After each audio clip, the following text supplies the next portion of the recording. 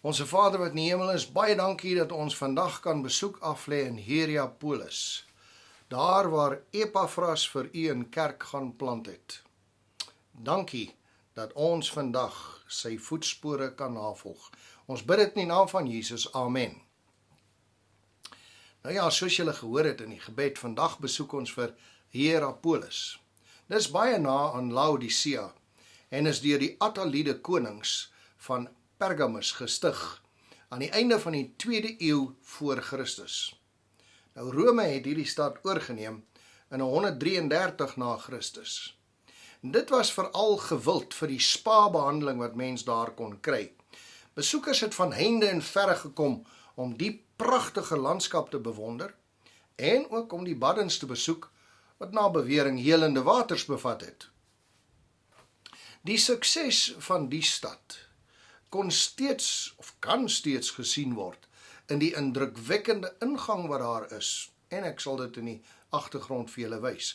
Die hoofstraat vol pilare aan weerskante, die kolonnade, en die pragtige gerestoreerde amfitheater wat gebou is met die Turkse travertine steen wat in die pragtige gloed in die son afgegee het.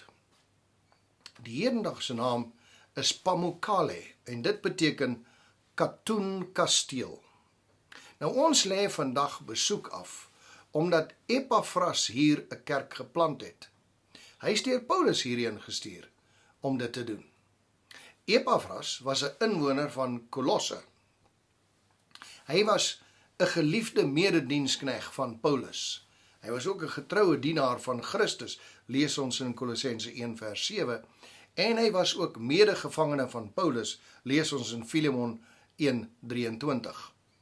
En hy het geywer en gewerk, veral in Laodicea en Hierapolis. Kom ons lees Kolossense 4 vers 12 en 13. Epaphras, wat een van julle is, 'n dienskneg van Christus, groet julle en stry altyd vir julle in die gebede, dat julle volmaak en volkome mag staan in die ganse wil van God. Want ek getuig van hom, dat hy 'n groot ywer het vir julle, en vir die wat in Laodicea en die wat in Hierapolis is.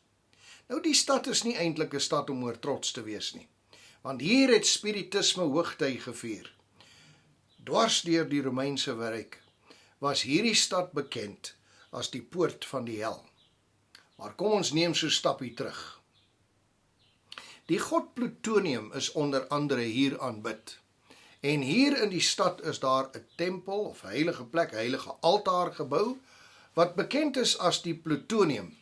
En pelgrims het reg oor die streek hierna gekom om die priesters te betaal om offerandes te bring aan Pluto namens hulle.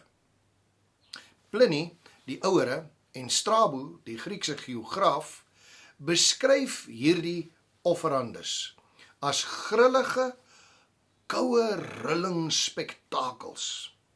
Sien, die priesters sou die dier wat geoffer moes word, in die oggend of in die namiddag, in die koel aandliggie, miskien 'n skaap of 'n bul, in hierdie heilige plek, tempel of altaar inlei, en dan sou die dier plotseling dood neerval, asof die hand van 'n god die dier neergeslaan het. Strabo skryf byvoorbeeld in sy boek 13, dat hy swaalkies in die heilige offerplek ingegooi het, en dat hulle onmiddellik hulle laaste asempies geneem het en dood neergeval het. Hy was stom geslaan oor dit wat hy gesien en beleef het. Nou kom ons neem net eers weer so 'n stappie terug. Hier in Hierapolis vind ons ook die grootste nekropolis of begraafplaas. Dit is belangrik en aardig om te sien.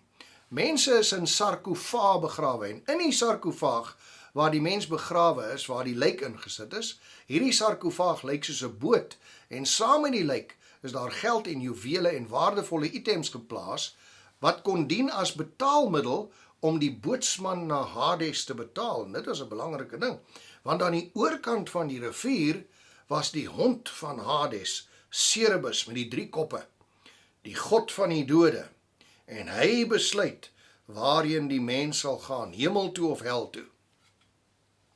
Nou dink ek sal julle 'n bietjie meer begin verstaan. Want daar by die plutonium is die beeld van Pluto en by hom sit Cerberus, die hond van Hades. Nou dink ek sal julle kan besef hoekom die mense offers gebring het vir Pluto, sodat hy dalk vir Cerberus kon kalmeer en vir hulle kan intree. Nou 'n sekere Flans het met die restaurasie van die plutonium gaan vasstel wat werklik aangegaan het. En hy het toe gevind dat daar by die ingang van die heilige altaar offerplek geweldige koolstofdioksied vlakke was, waar daar gewoonweg so 0,4% CO2 teenwoordig is daar by die opening van die altaar, hierdie heilige plek, 80% CO2 teenwoordig. En 'n mens kan sterf met net 'n paar minute se blootstelling aan vlakke van 10%. So die vlakke was absoluut dodelik, en dit is nog steeds. Hierdie ultra-hoë vlakke van koolstofdioksied word veroorsaak deur dieselfde geologiese stelsel wat die gebied se warm waterbronne en dramatiese traverteense terrasse tot gevolg het. Sien, Hierapolis is gebou op die Pamukkale foutlyn, 'n 35 km lange tektoniese foutzone waar krake in die aarde se kors minerale ryke water en dodelike gasse deurlaat om te ontsnap. En een van hierdie krake is direk onder die plutonium, reg by die poort van die hel. Maar hier is die interessante.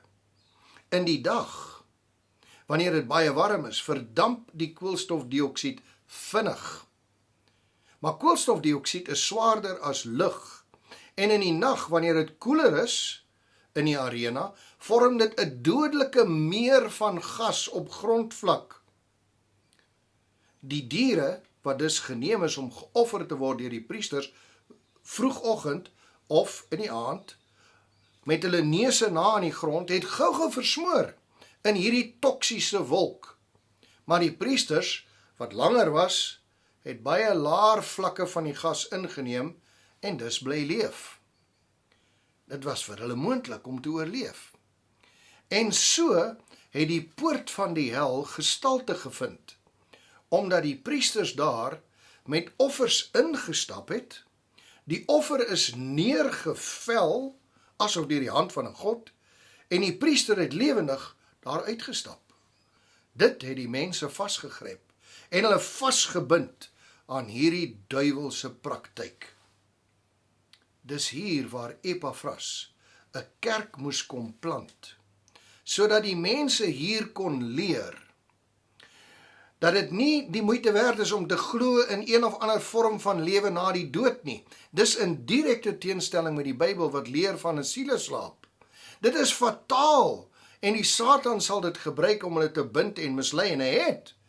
Epaphras moet die bevryding van die evangelie hier kom vestig, sodat die goeie nuus versprei kon word. Kom ons bid saam. Here, dankie dat ons vandag vir Hierapolis kon besoek. Ons bid dat U ons sal vra, of dat U ons ook sal laat vasstaan in die geloof, soos wat Paulus vir ons daar skryf in Kolosse, sodat ons nie vasgevang sal word en gebind sal word deur die Satan nie, maar dat ons inderdaad die bevryding van U ewige evangelie kan smaak. Ons bid dit in die naam van Jesus. Amen.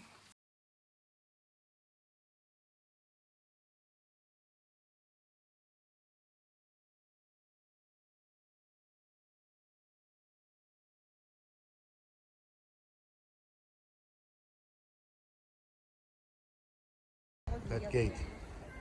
And priests were very well trained. They were taking a deep breath and then they entered them. Here there is a picture how they showed what they were doing here to reach it.